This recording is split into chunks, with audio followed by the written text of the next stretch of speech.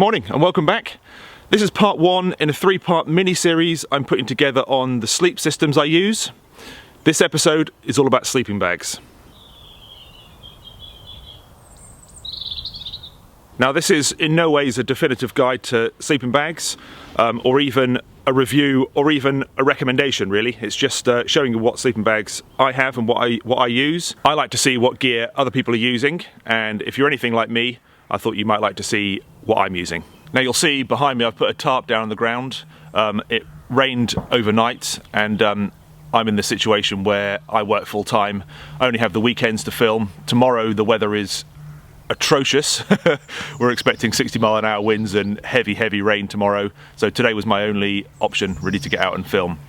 So the ground is soaking wet. I've put the tarp down just to keep my sleeping bags dry while I show you them. To organise things, I've divided the sleeping bags up into warm weather bags. So I've got 1 and 2 season sleeping bags here.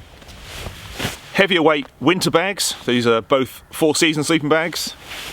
This big brute, which is a crossover sort of modular sleeping bag. Quilts and blankets. I'm going to start off with 2 lightweight sleeping bags. Both of these are summer spring rated bags. This is a Mountain Equipment Skywalker Ultralight, and until recently this was my main summer camping bag. It's a really good little sleeping bag. It's a mummy shaped synthetic bag using Polar Guard 3D insulation. It's got a full length side zip, double ended, so you can open it up at the bottom for ventilation. It's got a drawstring hood, so you can close it up around your head and around your face at night to keep warm. It doesn't have any shoulder baffles, but you don't really need those for a lightweight summer bag, but it does use a baffle down the length of the zip. Yeah, it's a really good summer and spring bag. I've not used it outside of the spring and summer season. I'm not even sure what the maximum or minimum temperature rating is, but yeah, it's certainly good enough for English spring and summer. It's the lightest bag I have as well, weighing in at 900 grams, so perfect for those spring and summer ultralight backpacking trips. Mountain Equipment Skywalker Ultralight. Unfortunately, these are no longer in production, although they do pop up on eBay from time to time, which is where I got mine.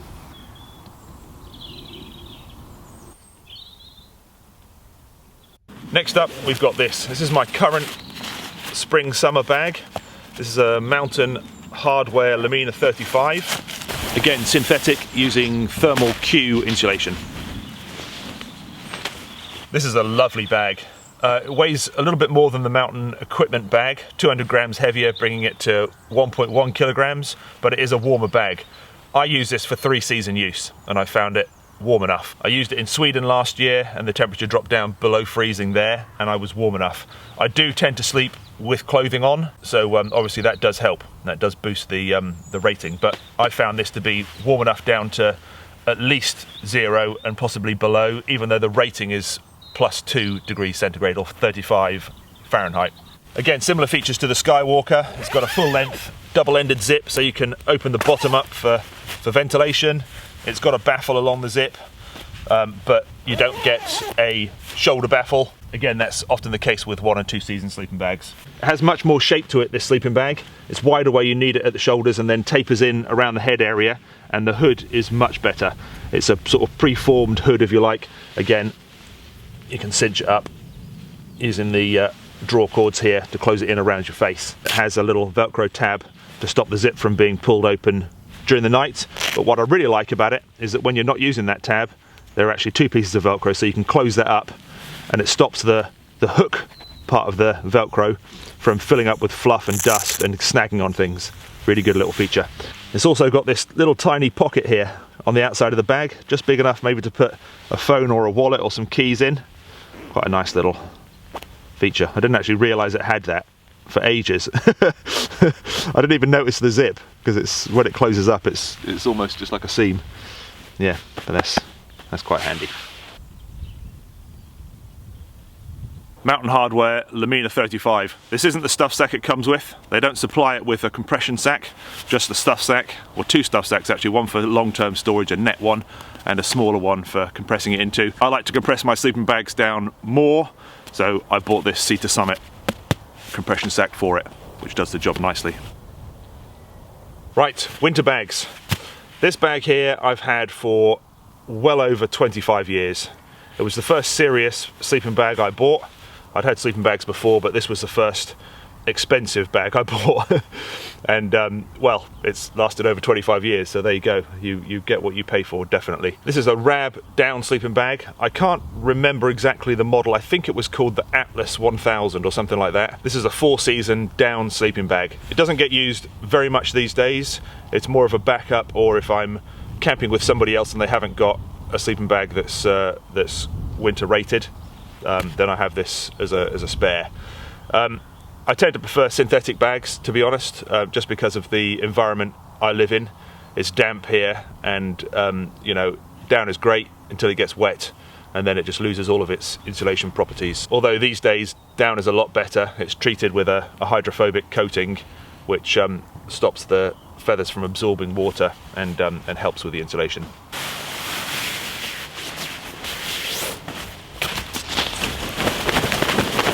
Being an older bag, this model is now obsolete, so you can't buy this model anymore.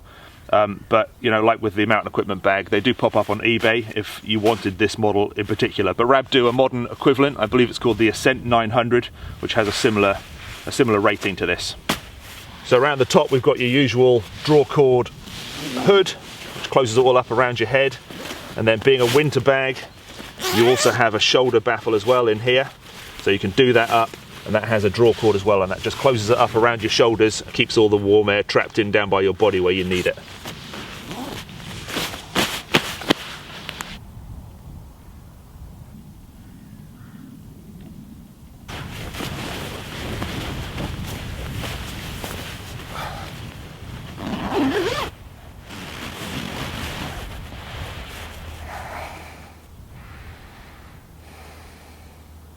Rab down 4-season sleeping bag. Next we've got a synthetic 4-season sleeping bag by Mountain Hardwear. This is the Lamina Zero, so it has a temperature rating of 0 degrees Fahrenheit or -18 centigrade. Really good, really warm, and I find that I just keep going back to this bag for winter use. It's warm, it's comfortable, it's reasonably light, and it packs down quite small. It's perfect for my needs.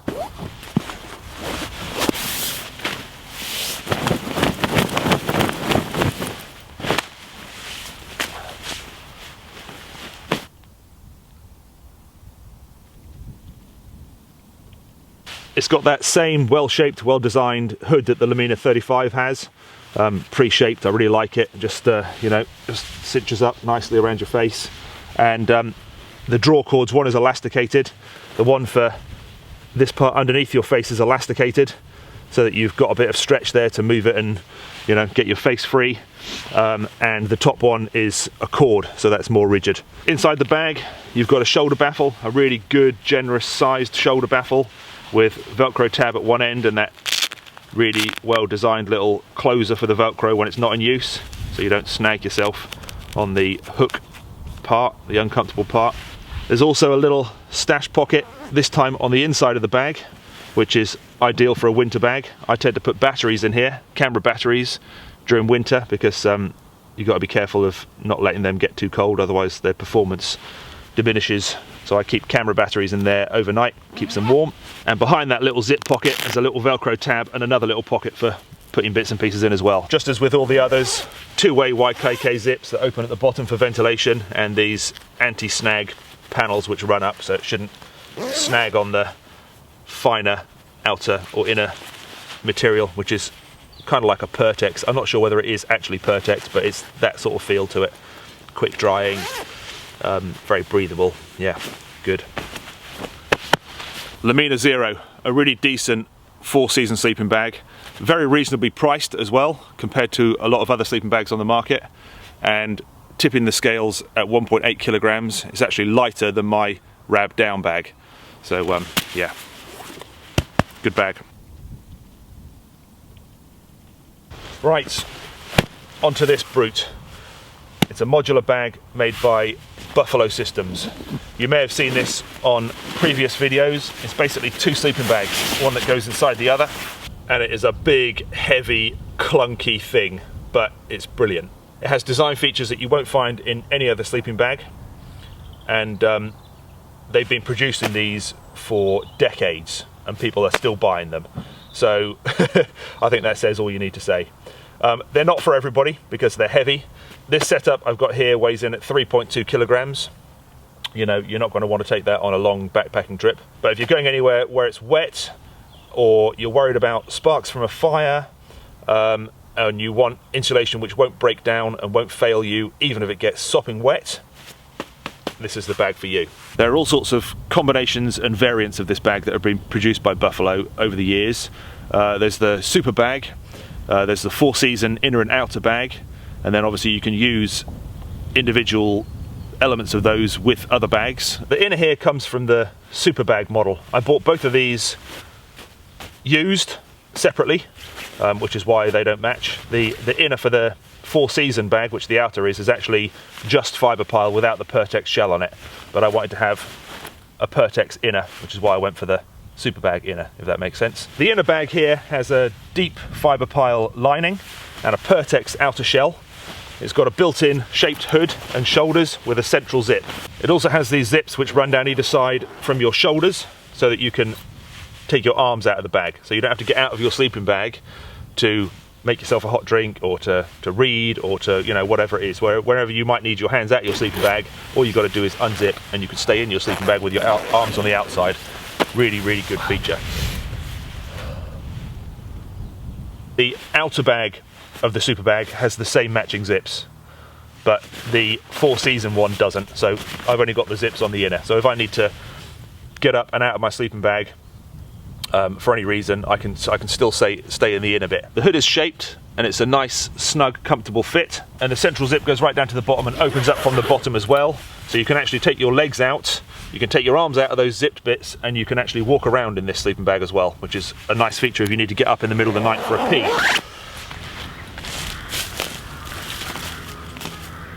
The 4-season outer bag has a different hood.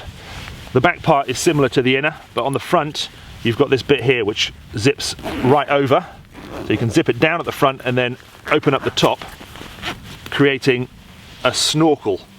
So you can close it up and trap loads of heat in there for extreme cold conditions, and just, you know, close it up as much as you need just to breathe whilst keeping all that heat in. And then obviously when you want to get your head out, you just zip that bit up, open up the bottom part, and it's just as normal. Really, really good, really warm, keeps the wind off. You know, if you're sleeping outside without a bivvy bag or any other protection, you know, you can keep the wind off and keep yourself nice and warm. Being fibre pile, there's no insulation to break down. You know, with a down bag, if you put a hole in it, you're going to lose all your feathers out of that hole. You haven't got to worry about that with this. The Pertex on the outside is windproof. It's sort of water resistant, but not very. It's not designed to be waterproof. It just, you know, if it does get wet, it doesn't matter. The fibre pile is going to keep you warm. It'll wick moisture away from your body to the outside, to the Pertex, where it'll evaporate from the wind. It's a simple system and it works. It's really good. So it doesn't matter, just, you know, it lets the water in. Welcome the water.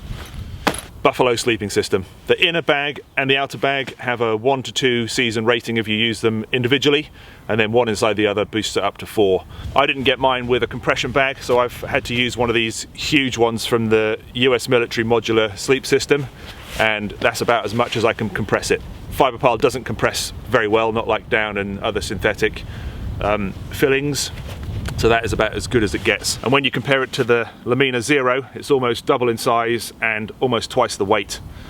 This would be a great bag if they could do something about that weight and bulk, but that's just the nature of the materials used. Yeah, I use this for car camping, occasional canoe trips, times when it doesn't matter that I'm taking something bulky with me, but yeah, I certainly wouldn't want to carry it that far. But yeah, it's good. It's certainly robust and great in the wet. That brings us on to the last section, which is all of those things that don't fall under the sleeping bag bracket. So that's quilts and blankets. Now, if you've been watching the channel for a while, you'll know that I'm quite keen on hammock camping.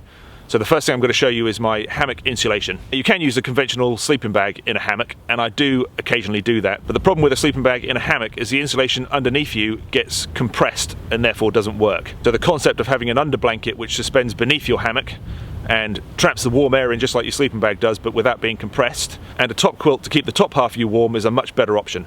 So first up, I've got my summer top quilt. This is made by Snugpack and it's just called a hammock quilt. And it's just a simple design. It's just a single layer with a hollow fibre insulation inside, nylon on the outside and a sort of soft polyester on the inside. It has a foot box here which you tuck your feet into so your feet stay nice and warm. And then it's got these wings here which you can tuck around and underneath yourself to keep it in place while you're in the hammock. And for spring and summer use, it's perfectly good. It's just something to wrap around yourself and keep the chill off during those early hours of the morning when the temperature drops. And there it is, compressed down. It weighs just over 1 kilogram and uses what they call travel soft filling. They don't cost a lot of money. Good as a sort of starter. For winter hammock camping, I use this. This was made by a good friend of mine, Ginge, and he makes these to order. So I'll put a link to his Instagram page below, and you can contact him if you want him to make you one. He makes them to order basically. And this is a down top quilt, and it is really, really warm. The baffles in here are separated from side to side, so the down isn't compressed. It's got a foot box in the bottom to keep your feet warm. Let's put some poppers on the bottom so you can actually open it out and use it as a conventional quilt. You know, if you've got some insulation underneath you, you could just drape this over you, or you could just wrap yourself in it in the evening, and then you know, put it in your hammock at night when it's bedtime.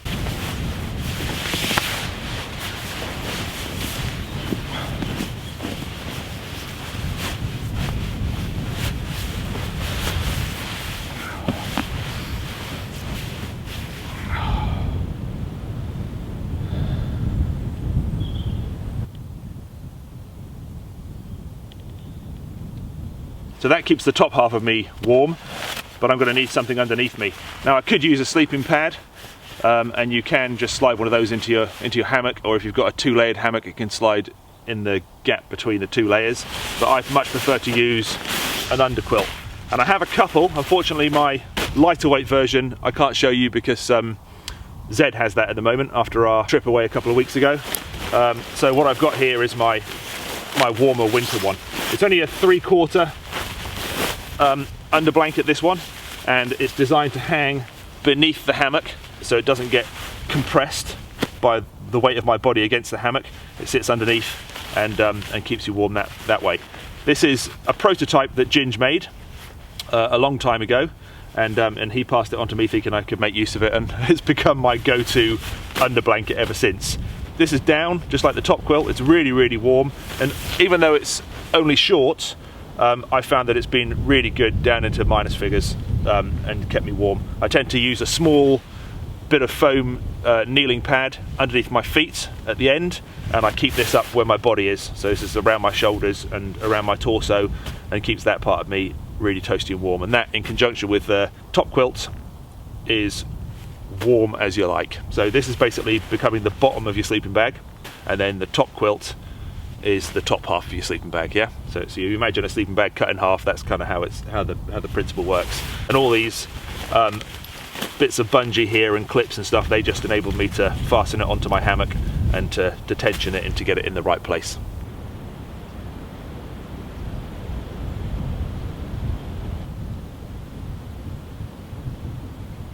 And then lastly, but by no means least, is the good old-fashioned wool blanket. Before sleeping bags were invented, this is what everybody used. You know, you go back in history, blankets were what kept you warm when you were outside. This is a wool blanket. It's an old Whitney wool blanket. These don't cost a lot of money. This one came from a charity shop, as most of my blankets do. And I have 2 or 3 of these. To be honest, I don't use them all the time because it's much easier just to grab a sleeping bag that you know is going to keep you warm no matter what. You know, if you're relying on a blanket for warmth, especially in the winter, well, it's not going to keep you warm just by itself. You know, you need to think about your fire. You need to make sure that you have a fire that you're going to be able to keep going through the night, and that's going to be your main source of keeping warm, basically. You know, the blanket on its own isn't going to do that job. You can double them up, and you can do various things. You can wash them to make them felt a little bit so they become warmer. There's various things you can do, but you know, it's harder work camping with a blanket, especially in winter. Yeah, you're going to be up every few hours tending to your fire to keep warm. So there you are. Like I said before, these aren't necessarily the lightest or the warmest or the best sleeping bags and blankets available. They're just what I use. Thanks for watching, and I'll see you in episode 2, Bivvy Bags.